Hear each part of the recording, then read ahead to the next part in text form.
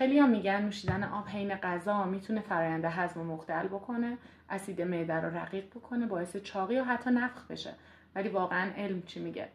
تحقیقات نشون دادن نوشیدن آب همدمای محیط هیچ اختلالی توی گوارش ایجاد نمیکنه، به مرطوب شدن غذا و تسهیل بلع کمک میکنه، میتونه احساس سیری زودتری بهتون بده، مخصوصا برای کسایی که رژیم هستن یا حتی قصد دارن حجم غذایی که میخورن رو کنترل بکنن. حالا بریم سراغ آب سرد یا یخدار.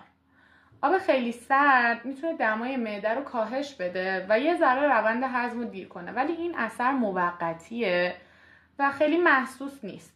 در رابطه با کسایی که معدهشون حساسه میتونه باعث اسپاسم بشه و یکم اذیتشون کنه و در مواقعی برای کاهش اشتها هم ازش استفاده میکنن. و خب یه رازی رو میخوام بهتون بگم، آبی که از دمای بدن ما سردتره بدنمون به خاطر گرم کردنش کالری مصرف میکنه، پس آب یخ کالری منفی داره و آب گرم حتی میتونه گوارش رو راحت تر بکنه.